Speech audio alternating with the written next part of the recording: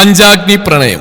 രചന ആമി. അവതരണം ഷാഹുൽ മലയിൽ. എഡിറ്റിംഗ് ഷിരീജ് പൂനൂർ. നിർമ്മാണം PNR ക്രിയേഷൻസ്.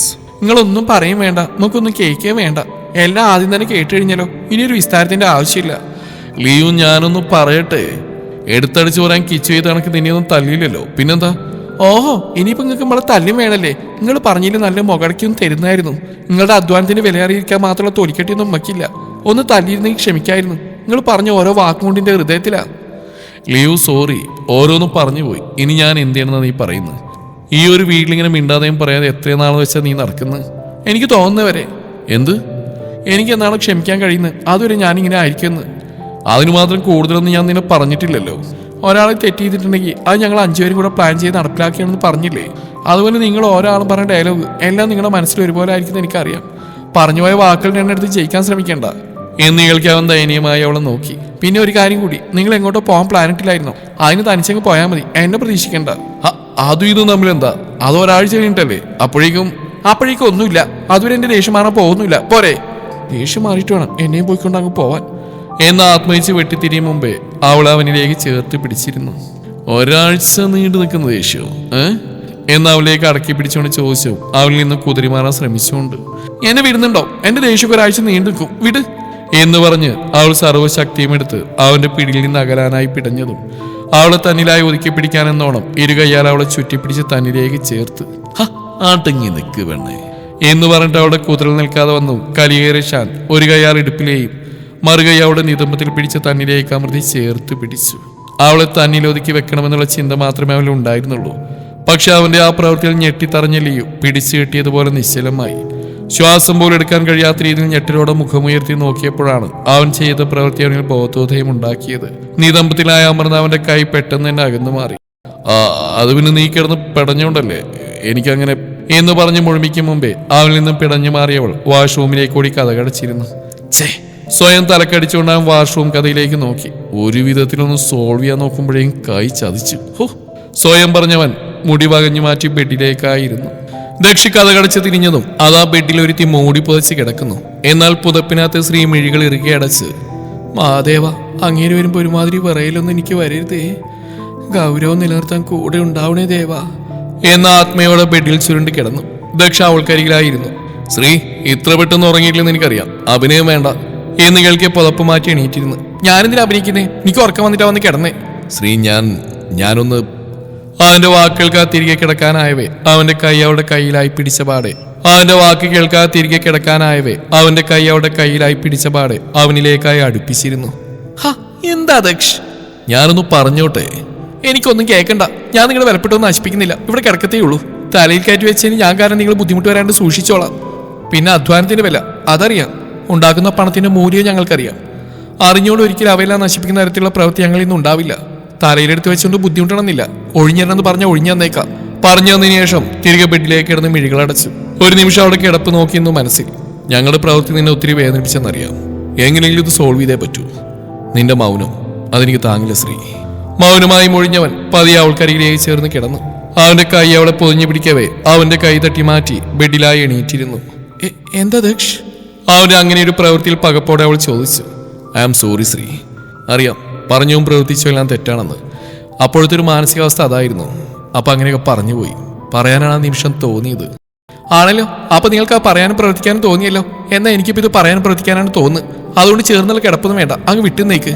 പിന്നെ കൂടുതൽ സംസാരത്തിന് എനിക്ക് താല്പര്യമില്ല. ഒരു കാര്യം കൂടി പറഞ്ഞേക്കാം, നിങ്ങൾ പോകുന്ന ട്രിപ്പിന് എന്നെ നോക്കണ്ട, ഞാനില്ല. വാട്ട്? ഇനി എന്നെ കൂടി ട്രിപ്പിന് പോയി നിങ്ങൾ അധ്വാനിച്ച പണം വെറുതെ ആക്കണ്ട. ഇനഫ് ശ്രീ, മതിയാക്ക്. അവന്റെ ദയനീയമായ വാക്കിൽ അവൾ അവനിൽ നിന്ന് മുഖം തിരിച്ചു.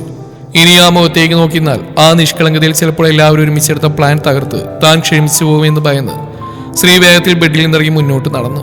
തന്നെയോ തന്റെ വാക്കിലെയോ ഗവനിക്കാതെ ശ്രീ ബാൽക്കണി വാതിൽ തുറന്ന് പുറത്തോട്ട് ഇറങ്ങുന്ന കണ്ടവൻ അവൾക്ക് പുറകെ ചെന്ന് കൈ പിടിച്ച് തനിക്ക് നേരെ തിരിക്കാനുള്ള ശ്രമത്തിൽ നിർഭാഗ്യവശാൽ കയ്യിലായി തടഞ്ഞു വലിച്ചെടുത്തത് അവളുടെ ധാവണി ഷോളായിരുന്നു. ഷാളൊന്നാകെ അവന്റെ കയ്യിലായതും പകപ്പോടെ ഞെട്ടി മുഖമിരുത്തി നോക്കും മുമ്പ് അതേ പകപ്പോടെ ദക്ഷ അവളെ വലിച്ച് അകത്തേക്ക് നിർത്തി ചുമരോട് ചേർത്തു. എല്ലാം കൊണ്ടും ഞെട്ടിത്തറഞ്ഞു പോയ ശ്രീ ദക്ഷ് എന്ന പകപ്പോടെയുള്ള വിളിയിൽ തന്നെ തന്റെ കയ്യിലുള്ള ഷോളിനാൽ അവളെ പൊതിഞ്ഞിരുന്നു. ശ്രീ, സോറി, ഞാൻ പറയുന്ന കേൾക്കാതെ പോയപ്പോ അറിയാതെ. ഒന്ന് മാറി, എനിക്ക് പോണം. ശ്രീ എന്ന് വിളിച്ച് അല്പസമയം മൗനമായി നിന്നവൻ. ഓക്കെ ഫൈൻ എന്ന് പറഞ്ഞ അവളിൽ നിന്നും തെല്ലകന്ന് ഇനി ഞാൻ പറയുന്നത് എന്ന് പറഞ്ഞവന്റെ മിഴികൾ അറിയാതെ അനാവൃതമായ അവളുടെ വയറിലായി പതിഞ്ഞു കിടക്കുന്ന വയറിലെ ആഴത്തിലുള്ള പൊക്കിൾ ചുഴിയിലായി അവന്റെ മിഴികൾ തറഞ്ഞു നിന്നു.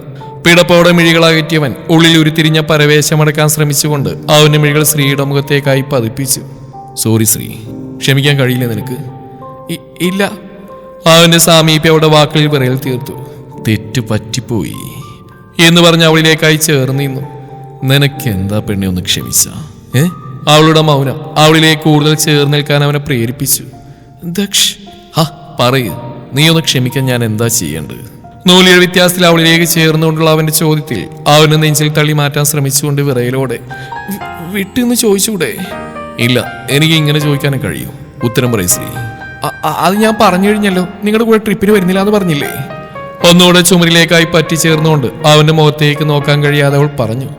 നോ വേ ശ്രീ എന്ന് പറഞ്ഞവാൾ അവന്റെ വിരൽ അവിടെ നാഭിച്ചുഴിയിലായി ആഴ്ന്നു. ഒന്ന് ഏങ്ങിപ്പോയ ശ്രീ പകപ്പോടെ അവനെ നോക്കി. അത് പറ്റില്ല ശ്രീ, വേറെ എന്ത് വേണേലും നോക്കാം. പതിയെ പറഞ്ഞവൻ വീണ്ടും അവളിലേക്ക് ചായ്ഞ്ഞ് മുഖം കാതിനരിയിലായി പൂഴ്ത്തി. അതേ നിമിഷം അവന്റെ വിരൽ അവിടെ നാഭിച്ചുഴിയിലായി സഞ്ചരിച്ചുകൊണ്ടിരുന്നു. ഉള്ളാകെ വിറയൽ കടന്നുപോയ ശ്രീ വെട്ടിവീർത്തുപോയി.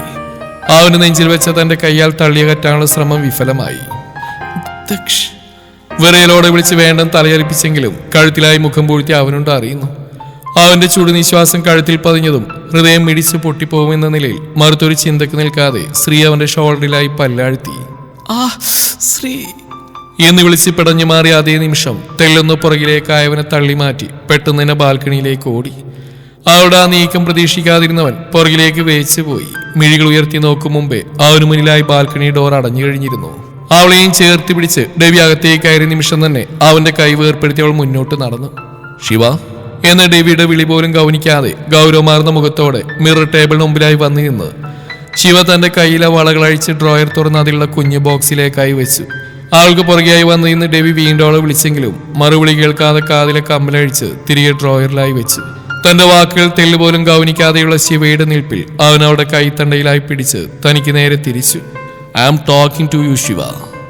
അതിന് വാട്ട്? അതിനെന്താ, സംസാരിച്ചോളൂ. ലോ, അങ്ങോട്ട് മാറി എത്ര വേണേലും ഒറ്റയ്ക്ക് സംസാരിച്ചോ. എനിക്ക് വേറെ പണിയുണ്ട്, ഞാൻ മാറിന്നോളാം.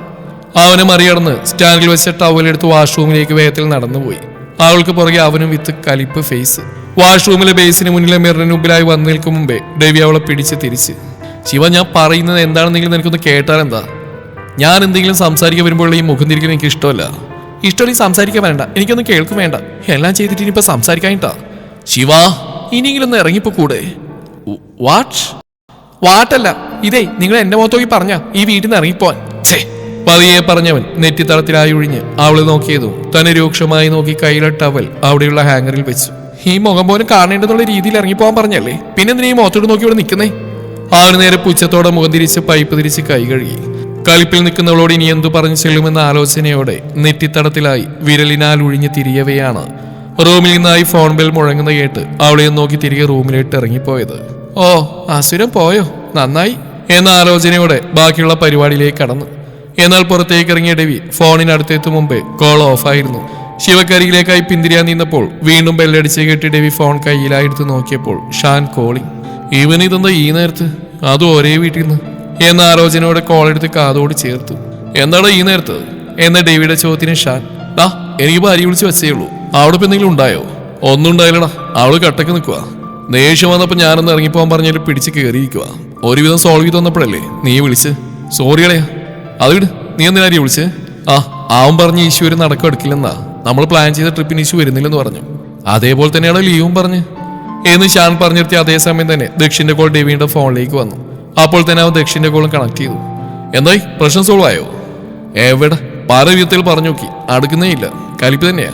പ്രായശ്ചിത്തം ചെയ്യാന്ന് പറഞ്ഞു പോയതുകൊണ്ട് അവളിപ്പോ ട്രിപ്പിന് വരുന്നില്ലെന്നാ പറയുന്നത്. വാട്ട്? ഡെവിയും ഷാനും ഒരുപോലെ പറയവേ. ട്രിപ്പിന് വരുന്നില്ലെന്നോ? ഡെവി, ഇതിലെന്തോ കള്ളക്കളിയുണ്ട്. കിച്ചണിൽ വിളിച്ചിട്ട് ഫോൺ എടുക്കുന്നില്ല. എന്നോടും അരിയോടും ഷാനോടും ഇതേ ഡയലോഗാണ് അവർ പറഞ്ഞ് ട്രിപ്പിന് വരുന്നില്ലെന്ന്. ഇപ്പൊ ഇതാ ശ്രീയും. എനിക്ക് തോന്നുന്നു മിക്കവാറും ശിവ തന്നെ പറയുന്നതാണ് എന്ന ഷാന്റെ സംസാരത്തിൽ ഡെവി അല്പസമയം മൗനമായി നിന്നു. ഇനി എന്റെ പെണ്ണിന്റെ വായിൽ നിന്ന് തന്നെയാണ് കേൾക്കുന്നെങ്കിൽ ഉറപ്പിക്കാം അവർ 5 പേരും പ്ലാൻ ചെയ്തിട്ടുള്ള പണിയാവും എന്ന് ഡെവി പറയുന്നേട്ട് മറ്റുള്ളവർ അതിനോട് അനുകൂലിച്ചു. എന്നാ ശരിടാ, ഞാനത് കുടഞ്ഞോട്ടെ. എന്താ പ്ലാനിങ് എന്നറിയാലോ? ഇത് അവളുമാരുടെ അഭിനയാണെങ്കിൽ നമുക്ക് 5 പേർക്കും കൂടെ ചെന്ന് ഒരു അവാർഡ് തന്നെ കൊടുത്തേക്കാം. ദക്ഷിന്റെ വാക്കിൽ. അത് പിന്നെ പറയാനുണ്ടോ? ഇപ്പൊ ഞാനൊരു പ്രോത്സാഹന സമ്മാനങ്ങൾ കൊടുത്തേച്ചും വരാം എന്ന് ചിരിയോടെ പറഞ്ഞ് ഞാൻ ഫോൺ കട്ടി ടേബിളിലേക്ക് വെച്ച് ഇട്ടിരുന്ന ഷർട്ട് അഴിച്ച് സ്റ്റാൻഡിലായി വെച്ച് മുന്നിലെ മിററിന് മുമ്പിലായി വന്നു നിന്നു. എന്റെ പൊന്ന് ശ്രാവണി കൊച്ചേ എന്നുള്ള ആരെ വിളിച്ച് മീശ ഒന്ന് പിരിച്ച് താടിയിൽ മെല്ലെ തടവി തിരിഞ്ഞടന്ന് പതിയെ കഥക് ചാരി അകത്തേക്ക് കയറി. എന്നാൽ വാഷ്റൂമിനകത്ത് ശിവ. അസുരി ഇത്ര പെട്ടെന്ന് തോൽവി സമ്മതിച്ചുപോയോ? ഛേ, എന്തൊക്കെയായിരുന്നു പ്ലാനിങ്? അങ്ങേര് ഒന്നുകൂടെ കാല് പിടിച്ച ആ ട്രിപ്പ് ക്യാൻസൽ എന്ന് പറയാനുള്ള ഒരുക്കത്തിലേക്കായിരുന്നു. പുല്ല്. ഹാ, ഒരു നടക്കടക്കില്ലെന്ന് അങ്ങേർക്ക് തന്നെ മനസ്സിലായി കാണും. ഇരിക്കട്ടെ, മാസിൽ ഒരു ടിക്കറ്റ് പോലെ എളുപ്പമല്ലെന്ന് അങ്ങേര് മനസ്സിലാക്കട്ടെ. സ്വയം ആത്മേടിച്ചുകൊണ്ട് കൊടുത്തിരുന്ന ദാവണി ഷോൾ അഴിച്ച് ഹാങ്ങിൽ വെച്ച് മുടിയൊന്നാകെ മുകളിലായി പിടിച്ചു കെട്ടി. ഷി എന്നാൽ ദേവി ശിവയും വിളിച്ച് അകത്തേക്ക് വന്നു. മുന്നിൽ നോക്കവേ അവിടുത്തെ കാഴ്ചയിൽ വായും തുറന്ന് നിന്നു. കാൽ കഴുകുന്നതിനായിട്ടിരുന്ന സ്കേർട്ട് അല്പം ഉയർത്തി കാലിൽ 2 സോപ്പ് തേച്ച് പൈപ്പിൻ ചുവട്ടിലേക്ക് നീട്ടി കുനിഞ്ഞെന്ന് കഴുകാൻ തിരക്കിലായിരുന്നു ശിവ. അവളുണ്ടോ അറിയുന്നു അസുരന്റെ എൻട്രി. എന്നാൽ ദേവിയുടെ മിഴികൾ ശിവയിൽ പതിഞ്ഞു നിന്നു. അവിടെ ആ നിൽപ്പിൽ തെളിഞ്ഞു വന്ന മാറിടിക്കൽ മിഴികളുടക്കിയ നിമിഷം പെടച്ചിലോടെ അവൻ മിഴികൾ അടർത്തി മാറ്റി. അതേ നിമിഷം തന്നെ എന്തോ കണ്ട കണക്കവൻ ഞെട്ടലോടെ അവളിലേക്കായി മിഴികൾ നീക്കവേ കാൽ കഴുകി നിവർ നിൽക്കുന്നിടയിൽ അവന്റെ മിഴികൾ അവിടെ മാറിലായി മയിൽപ്പീലി ടാറ്റൂവിൽ പതിഞ്ഞു. ഒരു നിമിഷം അവയുടെ ഭംഗിയിൽ ശ്വാസം വിളങ്ങി നിന്നെങ്കിൽ അടുത്ത നിമിഷം അതൊന്ന് അടുത്ത് കാണാൻ അവനുള്ളിൽ ആഗ്രഹം ഉയർന്നു വന്നു. അതിനടക്കി വെച്ച് തലയെന്നു കുടഞ്ഞ് അവളിൽ നിന്ന് വൃഥാ മിഴികൾ മാറ്റാൻ ശ്രമിച്ചെങ്കിലും വൃത്തിയേട്ട മനസ്സ് അവൾക്ക് നേരെ മിഴികൾ ചലിപ്പിക്കാൻ പ്രേരിപ്പിച്ചു. എന്നാൽ ദേവി വന്ന് നിൽക്കുന്നൊന്നും അറിയാതെ ശിവ കൈക്കുമ്പിളിലായി വെള്ളമെടുത്ത് മുഖത്തൊഴിച്ച് സോപ്പ് തേച്ച് മുഖമാകെ പതപ്പിച്ചു. ഇനി ഇങ്ങനെ അവളെ നോക്കിയെന്നാൽ ശരിയാവില്ലെന്നറിഞ്ഞ് ദേവി പിന്തിരിഞ്ഞ് നടക്കവേ അവിടെ അടുത്തുള്ള സ്റ്റാൻഡിൽ വെച്ച ഷാമ്പു ബോട്ടിൽ കൈതട്ടി വീണു. മുഖം കഴുകാൻ ഒരുങ്ങിയ ശിവ ബോട്ടിൽ വീഴുന്ന ശബ്ദം കേട്ട് ഞെട്ടലോടെ തിരിഞ്ഞു. അതേ പകപ്പോടെ ദേവി തിരിഞ്ഞുകൊണ്ട് ശിവ ഞാൻ എന്ന് വാക്കുകൾ പെരുക്കൂട്ടി പറയാൻ ഒരുങ്ങും മുമ്പ് ഓ വീണ്ടും കയറി വന്നോ? ഇനി എന്താ വേണ്ടേ? ശിവ മതി, ദേ ഇങ്ങോട്ട് നോക്ക് എന്ന് പറഞ്ഞ് സോപ്പ് അതയുള്ള മുഖത്തോടെ കണ്ണുകൾ ഇറുക്കിയ പൂട്ടികൾ അവർ നേരെ വിരൽച്ചുകൊണ്ട് ഇങ്ങോട്ട് നോക്ക്. ഇനി ഓരോ കാരണം പറഞ്ഞ എന്റെ പുറകെ ഇങ്ങനെ വരണമെന്നില്ല. നിങ്ങൾക്ക് വായിൽ തോന്നി എന്ത് വിളിച്ചു പറയാം. എല്ലാം കഴിഞ്ഞു വന്നാൽ ഞങ്ങൾ ക്ഷമിക്കണം എന്നാണോ? നോട്ട് വാക്കിംഗ്, അതായത് നടക്കില്ല എന്ന് പറഞ്ഞ് ഉറഞ്ഞു തുള്ളി നിൽക്കുന്നവരുടെ വാക്കുകളേക്കാൾ അവന്റെ ശ്രദ്ധ പോയത് പാതി തെളിഞ്ഞ മയിൽപ്പീലി ടാറ്റൂവിലേക്കായിരുന്നു. അവിടെ നിന്നും മിഴികൾ മാറ്റാൻ കഴിയാതെ പോയവൻ ഒരു വിധത്തിൽ മിഴികൾ ഇറുക്കി അടച്ചുകൊണ്ട് നീ പുറത്തോട്ട് വാ, എന്നിട്ട് സംസാരിക്കാം എന്ന് പറഞ്ഞ് പിടച്ചിലോടെ തിരിയാൻ നിന്നവന്റെ കയ്യിലായി മിഴികൾ ആയാസപ്പെട്ട് തുറന്നു നോക്കി ശിവ പിടുത്തമിട്ടിരുന്നു. അവിടെ നിൽക്ക്, അങ്ങനെ ഇങ്ങ് പോയാനോ? ഇനി റൂമിൽ ചെന്നിട്ട് വീണ്ടും ഒരു വിസ്താരത്തിന് എനിക്ക് താല്പര്യമില്ല. എന്റെ തീരുമാനം എന്താണെന്ന് ഞാൻ ഇപ്പൊ തന്നെ പറയാം. ഇനിയും തോന്നിയത് വിളിച്ചു പറയുമ്പോൾ ഒന്ന് ശ്രദ്ധിക്കുന്നത് നല്ലതാണെന്ന് ഞാൻ തരുന്ന ശിക്ഷയിൽ നിന്ന് മനസ്സിലാക്കിയേക്ക് എന്നെല്ലാം അവനെ പോവാൻ അനുവദിക്കാതെ കത്തിക്കേറി. പാവം കൊച്ച് ഇപ്പോഴും ഷോളില്ലാതെയാണ് അവന് മുമ്പിൽ നിന്ന് ഉറഞ്ഞുകൊള്ളുന്ന ബോധം അവൾക്കില്ല. ശിവയുടെ മനസ്സിൽ അവരുടെ പ്ലാൻ പ്രകാരം ട്രിപ്പ് ക്യാൻസൽ ചെയ്തെന്ന് പറയുക എന്നുള്ള ലക്ഷ്യത്തിലെത്താൻ വേണ്ടി മറുത്തൊന്നും ചിന്തിക്കാതെ വാതോരാതെ പറഞ്ഞുകൊണ്ടിരുന്നു. ശിക്ഷയോ? ഇടയ്ക്കിടയ്ക്ക് അവളിലേക്ക് തെന്നി വീഴുന്ന മിഴികളെ ശാസനയോടെ തിരികെ പിടിച്ചുകൊണ്ട് അവൻ ചോദിച്ചു. അതെ, കൂടുതൽ വളച്ചിട്ടില്ല പറയാം. നിങ്ങൾ പോകുന്ന ട്രിപ്പിന് എന്നെ പ്രതീക്ഷിക്കേണ്ട, ഞാനത് ക്യാൻസൽ ചെയ്തു. പോകുന്നെങ്കിൽ ഒറ്റക്കങ്ങ് പോയി വന്നേര് എന്ന് പറഞ്ഞു കേട്ടത് അവൻ സ്പോട്ടിൽ ഇതെല്ലാം അവരുടെ പ്ലാനുകളാണെന്ന് മനസ്സിലായി. ഉടായിപ്പേ എന്ന് മനസ്സിൽ പറയവേ കേട്ടല്ലോ എന്റെ തീരുമാനം, ഇനി പൊക്കോ എന്ന് പറഞ്ഞ് അവരിൽ നിന്ന് കൈവിട്ട് തിരിയാവുന്നവളുടെ കയ്യിലായി അവന്റെ പിടി വീണിരുന്നു. ഞെട്ടിലോടെ തിരിയും മുമ്പേ അടുത്ത നിമിഷം ദേവിയോളെ ബാത്ത് സ്പേസിലെ ചുമരോട് ചേർത്ത് നിർത്തി. അവന്റെ പെട്ടെന്നുള്ള നീക്കത്തിൽ പകച്ചുപോയ ശിവ എന്താ ചെയ്യണേ എന്ന് ചോദിച്ചതും പ്ലാനിങ് ആയിരുന്നല്ലേ എന്ന ചോദ്യത്തിന് അവൾ പുരികൻ ചുളിച്ചു. എന്തോന്ന് എന്ന് പറഞ്ഞ് കയ്യാൽ കണ്ണിലായുള്ള സോപ്പ് വാതിനിക്ക് മുന്നോട്ട് നോക്കിയതും തനിക്ക് ഇരുവശവുമായി കൈവച്ച് ചേർന്ന് നിൽക്കുന്ന ദേവിയെ കണ്ട് പകച്ചുപോയി. പ്ലാനിങ് ആയിരുന്നല്ലേ എന്നാ ഞാൻ ചോദിച്ചത്. പ്ലാനിങ്ങോ? ഇപ്പോഴും കത്തിയില്ല അല്ലയോ? പറഞ്ഞപാടെ ദേവി തൊട്ടുമുകളിലായുള്ള ഷവർ ഓൺ ചെയ്തതേ തലവഴി വെള്ളം ഒഴുകിയിറങ്ങിയതും ശിവമിഴികൾ ഇറുക്കി അടച്ചു. എന്താ ഈ ചെയ്യുന്നേ? നിന്റെ തലയൊന്ന് തണുക്കട്ടെ, അപ്പൊ മനസ്സിലാവും ഞാൻ പറഞ്ഞത് എന്താണെന്ന് എന്ന് കേൾക്കെ മുഖത്തെ സോപ്പ് വത കയ്യാൽ നീക്കം ചെയ്ത് കരിപ്പിൽ. നിങ്ങൾക്കെന്താ ഭ്രാന്തുണ്ടോ? പിന്നെ എന്നാ വേണമെന്നാ? ഒന്നും അറിയാലല്ലേ നിനക്ക്? ഞങ്ങളെന്നാ പൊട്ടന്മാരാണെന്ന് കരുതിയോ നീ? ഈ ട്രിപ്പ് ക്യാൻസൽ പരിപാടി 5ന്റെയും പ്ലാനിങ് ആയിരുന്നെന്ന് ഞങ്ങൾക്ക് മനസ്സിലായി. കൃഷ്ണ, ഇങ്ങേർക്കിത് എവിടുന്ന് ചോർത്തി കിട്ടി എന്ന ആത്മയോടെ മിഴിച്ചു നോക്കിയതും അപ്പൊ ആണല്ലേ? ആണല്ല, പെണ്ണ്. പ്ലാനിങ് ആണ് തന്നെ. എന്തായാലും ഞങ്ങളുടെ തീരുമാനമാണെന്ന് മനസ്സിലായല്ലോ. നടക്കില്ല. എന്നാ 2 റോഡ് ഓട്.